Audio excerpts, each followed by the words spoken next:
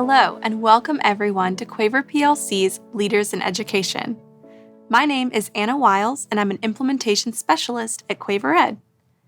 In this session, we'll discuss the importance of connecting with students' musicality using culturally relevant pedagogy. Dr. Loneka Battiste is Assistant Professor of Music Education at the University of Tennessee, Knoxville. Drawing on 12 years of experience teaching children in school and community settings, Dr. Battiste now teaches elementary general and middle school choral methods and graduate courses in music education. Her work has been published in the Choral Journal, Journal of Historical Research in Music Education, Proceedings of the International Society for Music Education, and General Music, Dimensions of Practice. In 2019, Dr. Battiste completed a Fulbright Fellowship at the Federal University of Pernambuco in Recife, Pernambuco, Brazil, and studied coco, a musical tradition of the Brazilian Northeast in the Shamba community of Olinda, Pernambuco, Brazil. Welcome, Loneka. We are so excited to have you speaking with us today. Thank you. I'm very excited to be here. So let's begin with the overall idea of our discussion. What does culturally relevant teaching mean to you, and why do you believe it's important in education, especially the music classroom? Culturally relevant teaching comes from the work of Gloria Ladson-Billings. In her book, The Dream Keepers, she examined 8 teachers who were teaching African American students and looking how they effectively did that. At the time she started her study, she saw that a lot of the language surrounding teaching African American students came from a deficit perspective. She wanted to ensure that that language shifted, that educators were looking at the strengths of students and learning or understanding that we have a lot to learn from our students as well. There are 3 things that came out of that, or overarching things. The first is academic success. How are students' knowledge and skills growing in an academic area? For us as music teachers, that's music. How are our students growing as musicians? Students aren't empty vessels. They come into our classes with a knowledge and sets of skills. How do they grow as musicians? The second aspect of that is cultural competence. This is the ability or the opportunity for students to grow in their own cultures as well as becoming fluent in another. For musicians, there are so many ways of being musical.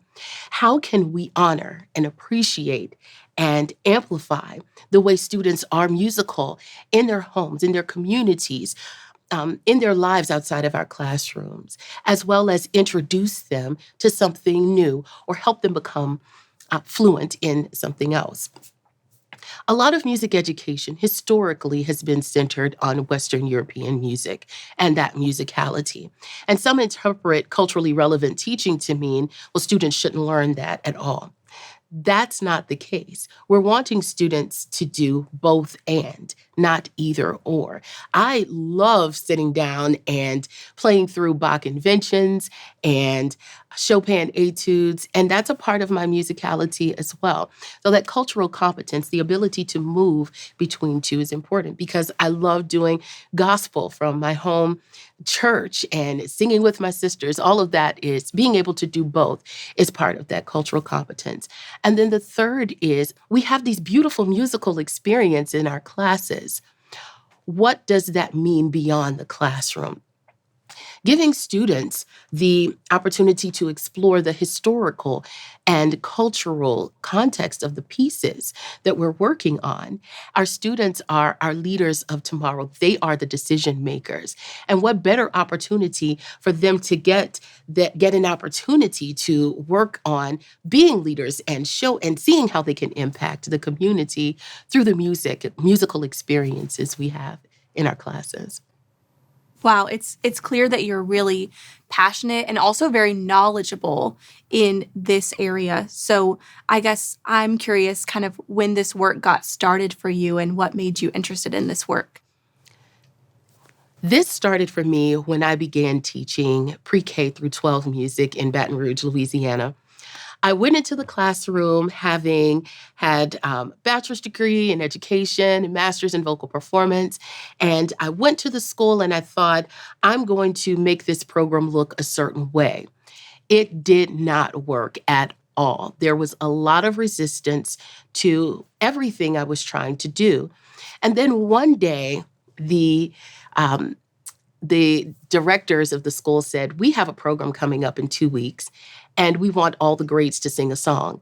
And you're going to lead that. And I'm thinking, I can't get these students to sing a note. They can't stand me. What am I going to do? Then I sat back and thought about what they were doing and doing well before I got there. And then I thought about how they were musical outside of the classroom. The vast majority of them were involved in church choir. And they showed me when I got there that they really enjoyed singing gospel music. So I took a very simple song and adapted it for all of the grades. And what do you know? There are these voices and there's this musicality. But I didn't learn my lesson then. I continued. I said, this is a moment. And then I went back to what I was doing. In the spring of my first year teaching, Dream Girls came out. And the students asked if they could do some songs from Dreamgirls. I said, well, if you do the things that we're working on in class, then maybe we can do some songs. Those students moved into action. They were there before school. They were there after school. They were taking the lead in finding costumes and staying after school to make sure they looked just so. And as I'm sitting there listening to them practice, I'm realizing that the things that I was trying to teach them from the background of Western European music, they embodied these already.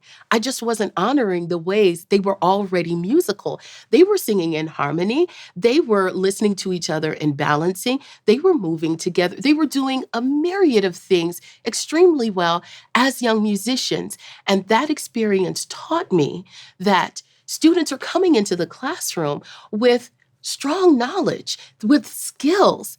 Why not look at what they're doing and not just say, this is what you can do, and I'm going to teach you something else through that. Honor that. Amplify that.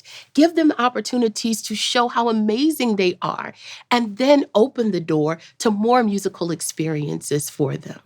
Absolutely. And I mean, and what's more impactful than that, right? Yes. They're connecting with their own musicality, what they're passionate about. Mm-hmm. And they're really taking ownership of that, you know? Yes. I love that so much. And students there's something about an educational experience when students take ownership of it and they go with it. Yes. When in my background in music, I was in a lot of ensembles, and I was of the mindset that the director has to know everything. And the director or the teacher has to carefully curate every single experience from beginning to end. But I learned that I can be a facilitator in the classroom, that students, even though I was from the same community as them, even though I had been to that same school, there are musical things or just life experiences that are happening that I don't know about. There are things that they're learning, that they're connecting with through social media, through TV, that I may be unaware of. So I need to always have my ears open to not just try to see what's around, but to listen to what they're saying, what they're bringing to the classroom. There was this choir competition at the time. I can't remember the name of it, but it was on TV. And one student came in all excited because a choir had done Flight of the Bumblebee. And they were saying, look, this is what choirs are doing. And I'm thinking, this isn't what I was bringing into the class, but this student is so excited about this. How can we incorporate some of that into what we're doing in our classes? I think that's really powerful when students get to experience their interest and get to take ownership of their learning in that way. I know in your work, you share about the difference specifically between equality and equity in the music classroom. So what exactly does this mean and what might it look like? Equality is all students getting the same thing. Equity is all students getting what they need. For example, I was given an ivy about 10 years ago, and I water it when it looks like the soil is dry, and I make sure it's in a place where it gets sunlight, and it's doing well 10 years later. About 2 years ago, a student gave me a succulent, and it's now dead. And I was doing the same thing with the succulent that I did with the ivy. I was watering it occasionally and made sure it had ample sunlight, but I didn't have the drainage right. And I was watering it too much, and it was getting too much sunlight. So this is equality and equity for me. I was being equal in the treatment of the plants, but what I needed to be was equitable. Take, for instance, in our music classroom. We talked about earlier, students come into our class with knowledge and skills, and we want to connect what students know to what they don't know. My parents were very big on me taking piano lessons when I was a kid, and I loved it. By the time I got to middle school, I was able to accompany the choir. But there were other students in the class who had amazing voices and who could sing well, but they could not read the notation at that point. If the teacher approached the class as only students who are able to read this notation are able to perform, there are a lot of students who are really musical who would not have been able to participate. So creating opportunities for students who have a variety of musical backgrounds and connecting that knowledge to what we're doing in our classrooms is just one way we can have equitable instruction. That makes so much sense because all of our students are different. They have unique needs, and we can serve them in different ways. So it sounds like the work of culturally relevant teaching is really crucial in the music classroom. Can you describe the impact that this type of teaching has had on students? Sure. I've had several former students who have gone on to do things musically and creatively. I have the opportunity to look back several years, and we're about 10 years removed from that. So I see what they've been doing over that period of time. I have one student who went on to get his bachelor's degree in vocal performance, but decided he wanted to be creative in other ways. So now he's a videographer. He's into fashion. Students that were a part of our program are participating with him. He always has his music as a part of that, and it's done in a very creative way. I have other students who are pursuing careers as solo musicians. One called me over the summer to ask for some assistance in a performance she was about to do. And it was enlightening for me to sit and talk with her and hear her discuss why she wrote the song, why she made the musical choices. Why does the voice go up here? Why is the background like this? Why is the instrumentation this way? And she talks about issues that are really serious and meaningful for her across a wide range of topics. Another former student has gone on to television acting. And one of the biggest full circle moments for me as an educator was when he called me a couple of years ago and asked me to be music director for a concert reading of a musical he had written. For that, I had to go and audition people to be a part of it. I had to choose a band, and a member of the band was a former student. Some of the people performing were former students, and these aspects of culturally relevant teaching came together in a powerful way in that experience. One was what he wrote. He wrote a musical based on an experience at an HBCU. He covered topics such as racism. He discussed gun violence and other things as well. He wrote he wrote the script, he wrote all of the music, he choreographed everything for it. And so his musicality was being expressed in a lot of ways. And the genres he covered, he went from chorales to R&B to hip hop. He did rap. He had jazz in there. It was just amazing to see this range of musics coming from one student. In the performance itself, the students that I had worked with before had to be able to sing in harmony. They had to be able to read the notation, but they also had to understand something that I call Black music aesthetics, something they were proficient in when they came into the classroom. They had to understand, well, how do I move on this note? Or what feel is this supposed to have? What is appropriate in this setting? And I think that's one way that we can see the long-term impact of culturally relevant teaching in music. Absolutely. And I know we talked about students having that ownership piece as well. And I can see that being really powerful, even after, school, we're in our adult lives, outside of music careers, even just how music and that ownership impacts them in their day-to-day life. I really appreciate you sharing that. And one of our goals for today is to support educators that want to create this environment in their classroom. What are some teaching strategies you would give educators looking to incorporate culturally relevant teaching?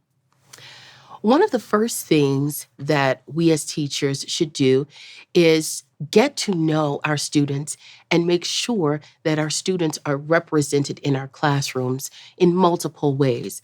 That means we'll go outside of our classes, go into the communities, understand what musics are done there, talk with parents, attend events in the community, and make sure that students see that represented in the visuals that are around the classroom, in the ways that we share musical knowledge, through whether that's through notation or orally, making sure those ways are represented, making sure that it is honored. So even just the timbres that are a part of the musics of our students, that we hear those, and it's not something that is lower on a hierarchy, that yes, this is wonderful, this is great, and this is central to who we are as musicians in this room and in our instruction. So making sure students see themselves represented at the center of our classrooms, but that starts with getting to know the students first.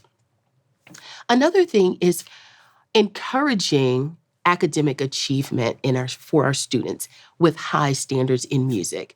It's not just we come in and we have some experiences and it might be kind of close, but it's okay because we're just having fun. Yes, we're having fun, but we also want to encourage high standards for our students.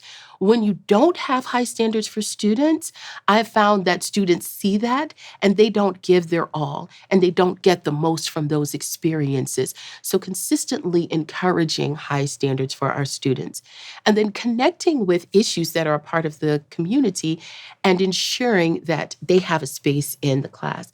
I remember back years ago in 1900 and something when I was in the fifth grade, our fifth grade teacher talked with us about litter. We had a whole unit on it, and it was being discussed, but it wasn't a huge thing then. We went and decided this is how we want to talk about litter. We did a play. We had music as a part of that. We created songs. I still remember the rap we did.